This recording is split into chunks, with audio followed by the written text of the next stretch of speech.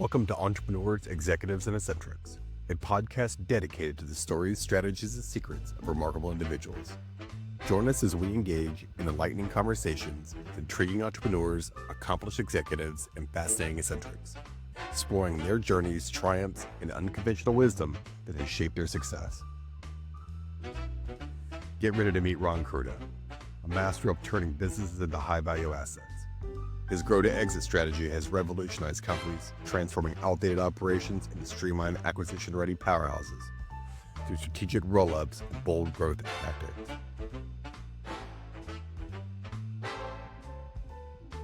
Welcome, Ron. Tell me who you are and what you do. How's it going? I'm Ron Krudo. I am in investment banking, mergers and acquisitions. I help business owners scale their companies to the point where they can exit with a real retirement and a real opportunity for their future. Well, let's talk about that, right? So we had talked earlier, and I was telling you I had read the book Built to Sell, and I think that's one of like 5 or 6 type of books, right, that kind of help you sand that down. Can you kind of talk about a little bit what we're doing wrong as entrepreneurs? You know, why would we need your services? Believe me, I already know, but let's just kind of tell everybody why would we come to you to kind of help sand things down a little bit.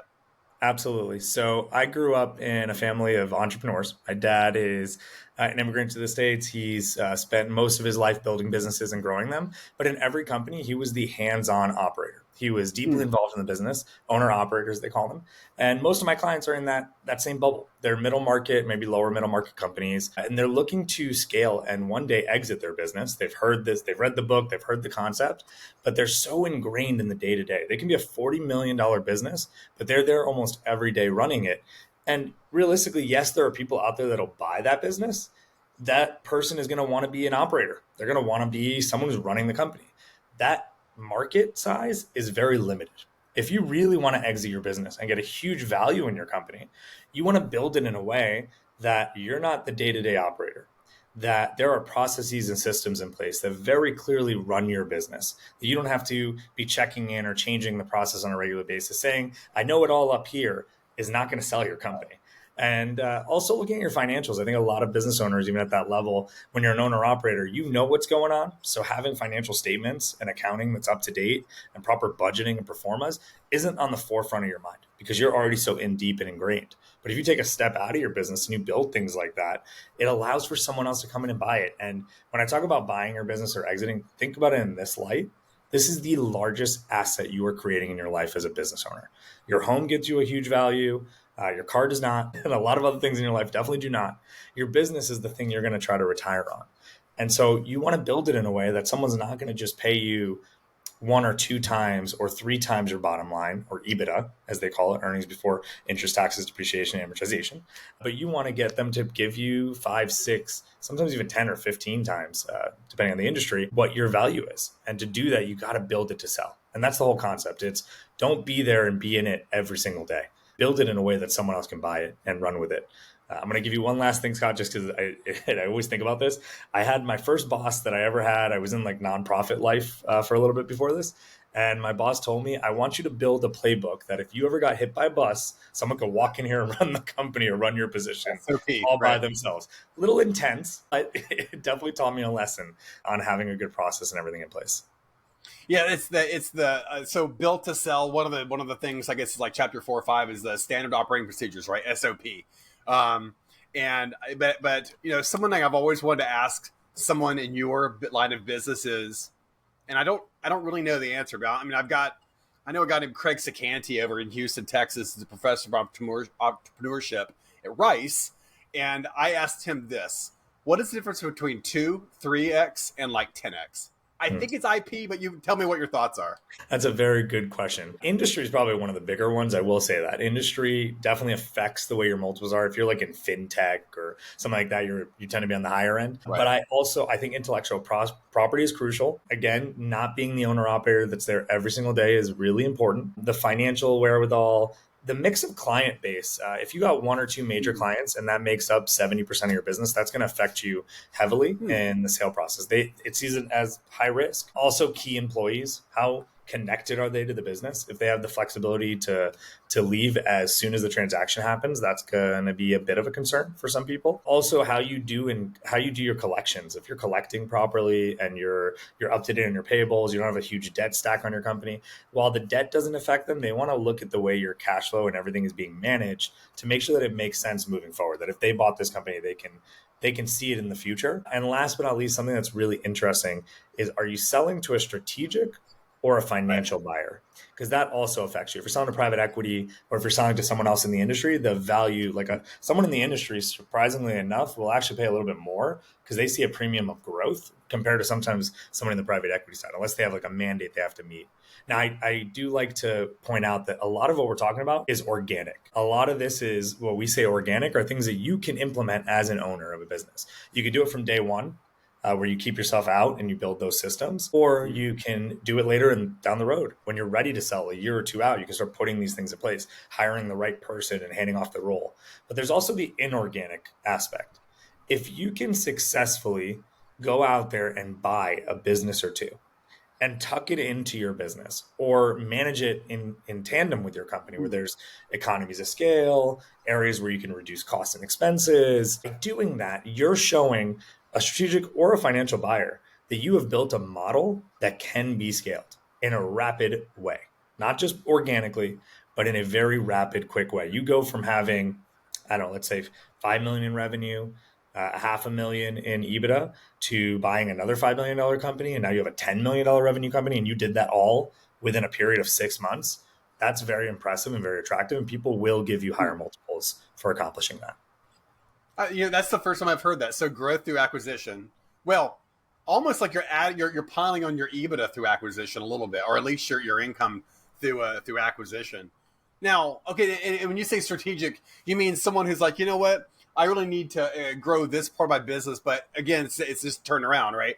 And instead of growing it and hiring the people, I'll just go acquire a company who's already maybe in there. Or better yet, I'm buying their book of business, right? Yeah. Yeah. And it boom, you instantly kind of grow. I don't think I've ever thought of it that way until just now. You're breaking into the marketplace. I mean, a lot of large companies do this. We hear these stories all the time of like major corporations buying each other and acquiring and merging. The whole thing with, I mean, there's tons of corporations. I can name a bunch of them that have experienced this.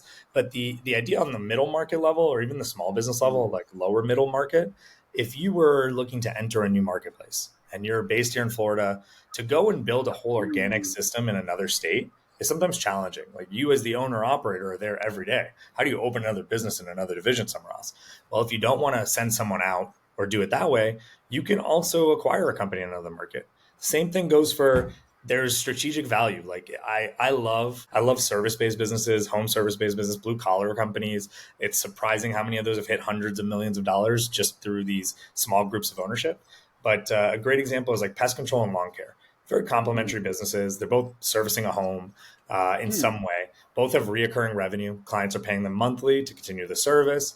Maybe a lawn care business sees a potential. A customer of theirs has been asking about pest control recommendations, and they see an upside. Instead of going and building out a whole pest control system, you have a existing client base that you can sell the service to, and you have a model that can easily manage all the back office.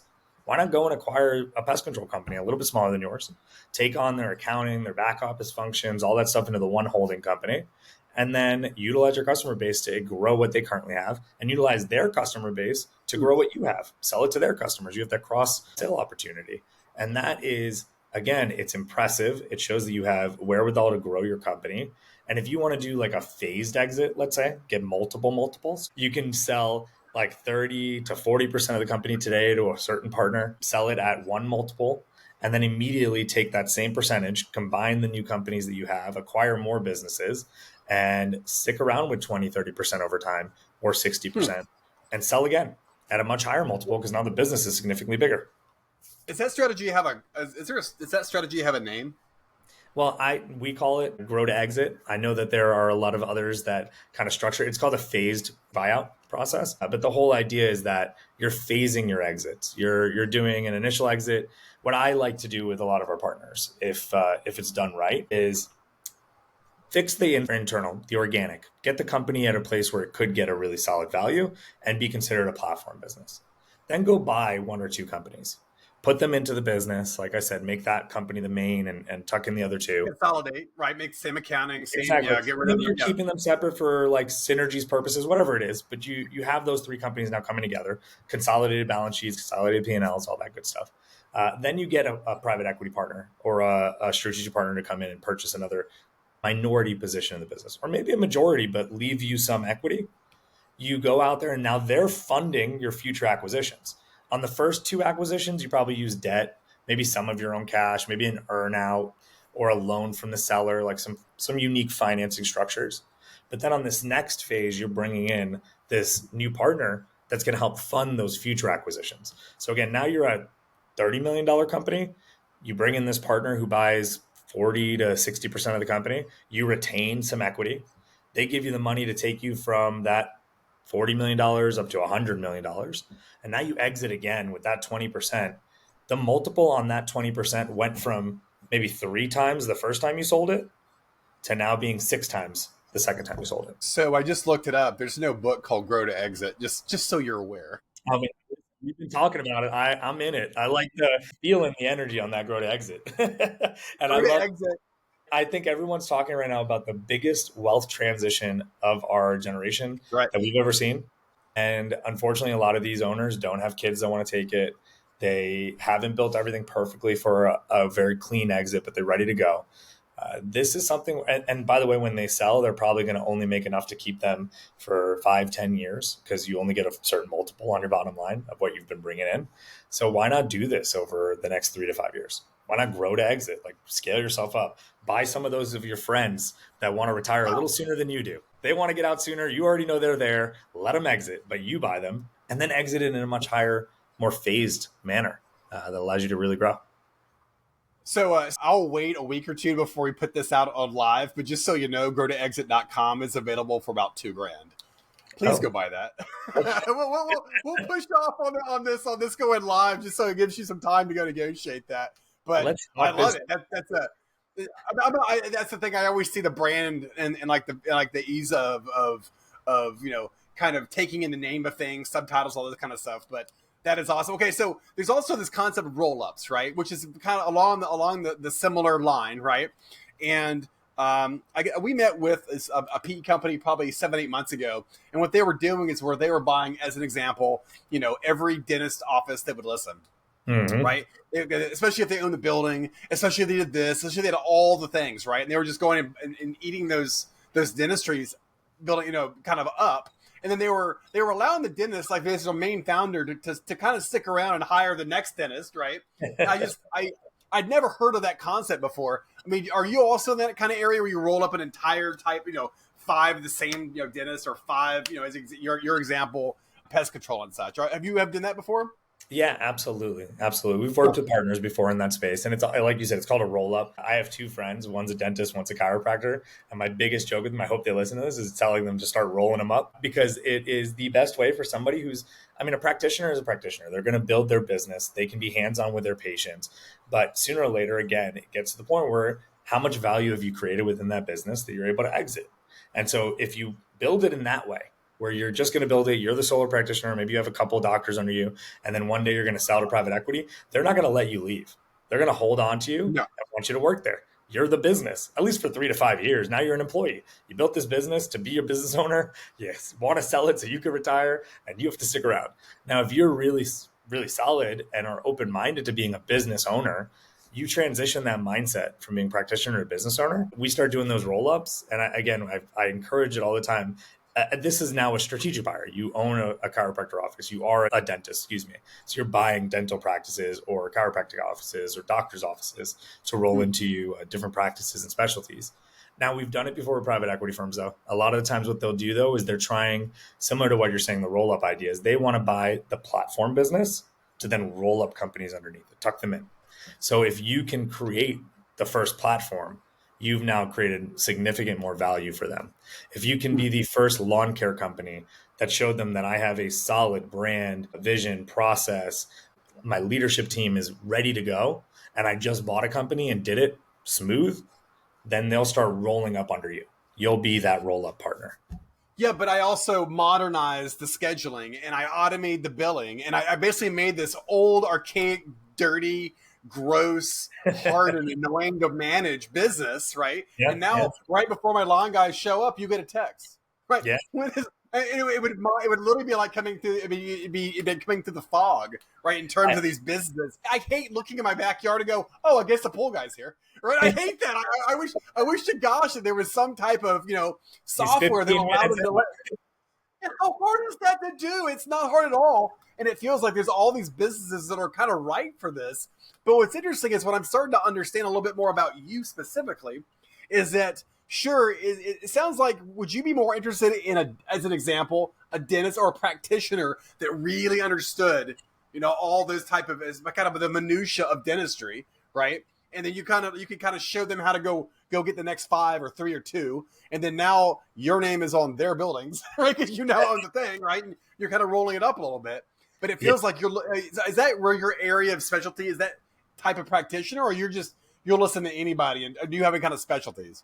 Yes, I am agnostic, realistically, as a business Okay. owner. Oh, okay. But again, we do investment banking work, so I'm not buying the companies myself. I'm helping others do it, but I'm agnostic. I work with a lot of different industries. I will say some of the best clients that I work with, because I'm in that middle market, are individual, maybe 2 to 3 owners in a business. I've seen a lot of success in service-based construction, engineering, staffing, healthcare. Healthcare, though, the practitioners is a good market for us. But I've worked across the board. I've worked with a lot of different business owners because the model works no matter what industry you're in, as long as you have the right individual with the right mindset. Like I tell people all the time, my goal in life, why I do what I do, is to take someone from being a business operator to being a shareholder.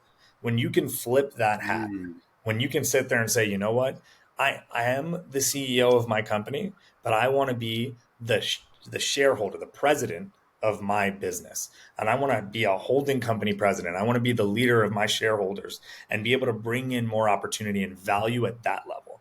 Like a lot of people look at their company and they think of the individual revenue they bring in or net income. I want them to be thinking in the idea of value. And that's how you really change that perspective, no matter the business owner.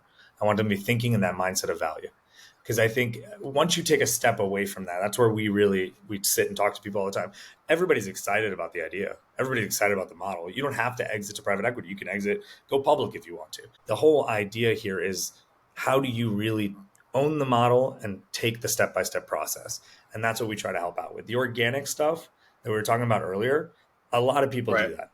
I'm not going to own it. I'm going to say there's tons of consultants out there that are looking at businesses, making sure that you fix them up in a way that you get the best possible multiple when you exit. Other bankers or the brokers, they're out there. I think what I'm trying to establish in a lot of ways is the idea that, yes, a year will give you enough time to sell your business, but 3 years will give you enough time to sell it at a scalable number that makes sense, that makes future sense for you as a business owner. I think that's where I look at it a little bit differently than most individuals do. So I learned this the organic way, and it goes something like this: you create a business, and then you work in the business, and then you realize you just created a job for yourself. Absolutely. And then, that's right. You start going back and you do the numbers. You're like, I'm making $7 an hour because you're working like You're 70 making hours a all week. the extra hours I'm doing too. It's That's so true. exactly right. You go back into it. There was a I don't know the name of the book. I think it was something along statistics. And one of the chapters talks about how the FBI had closed in and had arrested this kind of drug lord out of New York City, right? And what was different about this particular guy is he actually had an accounting degree. So for the first time in history, the federal agents were actually able to see a real balance sheet on Oh the my crack gosh. business, right? And they were going back and they were saying it looked back into it, and like crack dealers make $4 an hour when you look at the going to jail and getting killed and all those kind of things. But it kind of dawned when I was reading that, it dawned on me that Jesus, I'm not making more than $9 an hour if you're working 70 hours a week, or right? There's some future payoff that you were hoping for, and I guess it's never more glaring that when your wife is like, "What are you doing? What are you doing? Are You're you? working like you're working." Yeah, It's true. It's true. And we all work for those low numbers. I think that sometimes we yeah, work so hard. And it's like, again, it's like a house. You buy a house, you're paying the mortgage every month, you're investing your time mowing the lawn, yeah. painting the backyard, cleaning. But at the end of the day, like when you sell it, you want to see that, hey, they really appreciate how I upkept my house and how They beautiful it don't. was. And they They don't. don't. They don't care about square footage, and I learned that the hard way too. They only care like, oh, nice, cool. That won't make you any extra money when you sell That this doesn't house, do right? anything. Nobody It cares. really doesn't. Nobody cares. They only care about square footage, and that is bloody it. I don't. If you're like, oh, It's I've got this incredible kitchen. Don't care. Don't care. true. So maybe get a tiny premium. Maybe it'll sell a little quicker, but that's it. It's square footage. It's just making it look pretty. So That's great. all it is. That's right. So, They're hey, dressed. Ron, how the hell did you get in this business? Like, what were you doing? How did you get here? Like, what led you to this kind of calling? So it's interesting. I did talk about my dad briefly earlier. I think that was definitely a big part of it. I think growing up and watching him be an entrepreneur and try to grow his businesses, but always being a little skeptical of bringing others in to help him, really made me realize that in my time working for him, and I worked at a very young age. I don't talk about it, but I started very young, just helping out. But I really appreciated and loved the idea of entrepreneurship. And I ended up going to college thinking I was going to be a lawyer because that's what my parents always told me to do, law school, med school, whatever it was. I took the LSAT and I backed out. Feel bad for my wife. I think that she expected to be marrying a lawyer at the time. And I ended up going into nonprofits, funny enough. And I spent a couple years in nonprofits. And that's when I realized that I had a bit of a marriage between loving for profit and business, but valuing the purposeful mission of a nonprofit and the idea of wanting to help another. And that's when I made the decision. I partnered up with my business partner to start this company. And I wanted to help business owners be able to achieve their goals. It started as management consulting. So a lot of what we started with was that organic bucket, like financial cleanups, budgeting, analysis, and then at the same time helping Audits. them with their management, assessing the business in a lot of ways, offering SOPs, processes, identifying the business as a whole and helping them grow organically. And in that process, we realized that there was a lot of value in the inorganic side too, that a lot of business owners don't realize that. And most of the business owners we talked to had no plan for an exit. It wasn't even on their mind. It wasn't even something they thought about. A lot of them just thought they were going to work till the day they died. And I think that is really commendable. I think I probably will too.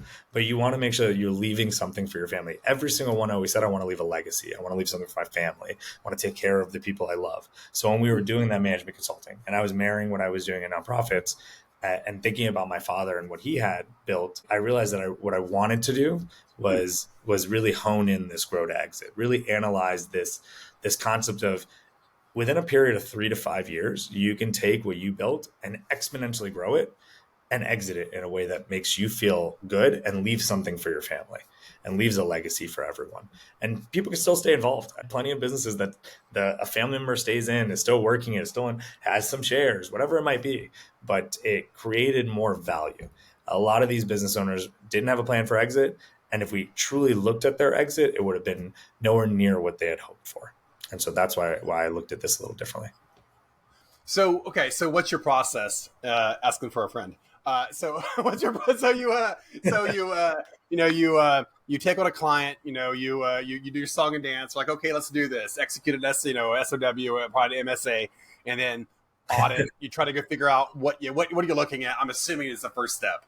Yeah. I always say that I take like on the organic side, there's the 3 phases. It's always financial first, then operations, then marketing and sales. A lot of people like to do it backwards. Like, oh, I got to increase my sales and marketing. Then I'll figure out my operations. And then I hope I made some money.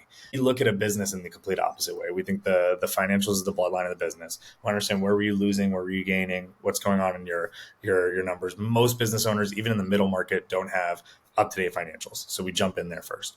From there, we look at their operations. We look at key management teams, services, products, processes, systems that you're utilizing. We're really diving into auditing that side of your business and offering some advice and insight there. And then the last phase is looking at their marketing and sales.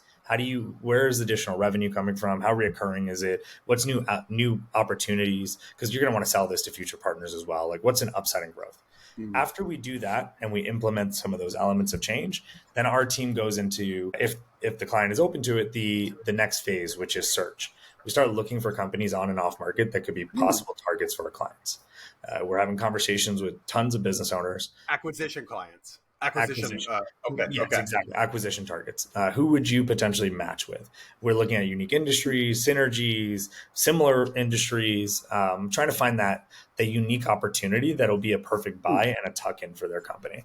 And then from there, we move into accomplishing that within a period of at least 6 months to a year. Usually, if the company wants, we're looking for leverage buyout situations where we're going to get debt to purchase the business so they don't have to outlay too much cash. We're trying to structure the deal very unique where the current owners are still involved, whether it's earnouts or other structures. And then we do this at least a wash and repeat over a period of 3 years. Usually you can get about 3 to 4 businesses. You scale your presence, and then we start looking for that next phase of exit, especially if we're going to do a 2-phased exit. So it really is good. You really are that's your your business plan. That's literally what you do. Is you are let me understand what we have. Let me understand what resources we have to work with, whether it's going to be through debt or cash or whatever. We then go buy a strategic partner or a business, right? That maybe aligns with some of the areas we're missing or whatever. And now you're not 3x, you're 7x. Exactly. So again, I do these services independently. So I have people who come to me and ask me for the organic and the management consulting side. I have people who come to me and ask me to source them capital and find them funding for their business. I have people that come to me and ask me just for the M&A advising and acquiring these businesses or merging. But in a lot of cases, my best relationships are those that really look at the holistic approach and can kind of see the benchmarks in their own business, that future growth. And I've gone to people where they've come to me and they said, listen, I want to sell my business. I want to be on the market in a month. I'll do it. I just don't love it. I think that at the end of the day, they're not getting the best value. That's like when you buy a house and you want to put it right back on the market within a month. They call it dressing a pig. Like you're painting in the cheapest things, you're slapping on the cheapest stuff you can just to sell it as quick as you can. I hate the term. And I also hate the process. I wish that people would give more time. Like if you're going to sell your business one day, at least give someone 6 months, then try to build out 2 years. Okay, so do you know when? Because it sounds like there was something happen along your line, along your journey, where you saw this opportunity, where this exact thing, grow to exit. Do you have a story that backs this up? Is there like you're like you could have zigged to zag? You're like, oh my god, we 7x the shit out of this. Like, you have a story on that? Yes, yeah. I have a couple times where it happens, but there was one specifically. It was a moving company that I got connected with, and they were early on. They had developed the business, but they wanted to exit it. They were already, which was a blessing. They had the mindset of it, and I think they set the stage for us to understand it. And then in that process, we started with the organic, and the software was out of date. It was like what you were saying, like no one was calling before they showed up. Paperwork was on a clipboard. It was so outdated. Right. And we helped them reestablish that. And very quickly, we realized that there was a turning point where if they bought other moving companies similar to this, they could do the same. And they could increase the margin greatly and increase the cost of the service because of the way the service was, the customer service experience. And as soon as we saw that, it was like a no-brainer that, hey, if we bought this company for this price, we knew that within a year we could turn it into this. We knew it. We'd seen it. We'd got the science down and we executed on it. And that allowed for our first couple phase processes. And I think that's where most business owners have that aha moment too. Like I got it in that moment when I saw it. And that's when I was like, all right, this is where we got to be. This is our focus. This is our energy, because there is a lot of people who don't realize this is affecting them. But I also have seen a lot of other business owners that even when I come to them now with an initial conversation, you look at their company and we talk about what they're doing today, a lot of them have that aha moment. A lot of them say, I've always wanted to do these things. I've been trying to do them for the longest time, but I'm busy working my business. And I didn't realize that not only is it going to make my business better today, but it'll make my business more valuable tomorrow. And I think that's where a lot of people take a step back and realize, man, I really should approach this. And that's where I felt it. I felt like, hey, I can help this guy increase revenue today. I can help this guy increase bottom line today. But I want him to see that value that he's gaining for tomorrow. Like what's going to come? And I think that's where we saw the best type of return on our investment. And that's where I got the light bulb moment, was with that moving company. And we've done it now with engineering business. We've done it in the healthcare space. We've done it with a few different companies. I build long-term relationships. It's definitely not short-term for me. And I hope my goal in life is, I know that when I teach this stuff, it's not that I'm going to get a client tomorrow whatsoever when I educate about this stuff. It's that I know that when I'm talking about it today, someone might at least write down what their exit strategy is in 4 years from now. So that they call me in a year from now. That's okay. I don't mind getting a call in a year from now. I just want them to not wait 6 months before they want to sell their business. That's my goal. Ron, we are out of time. I could sit here and do this for another hour. It was really, really lovely meeting you, and I have a feeling we'll be talking to each other very soon. Definitely. I appreciate it, Scott. Thank you for having me on the show. I really, really appreciate it.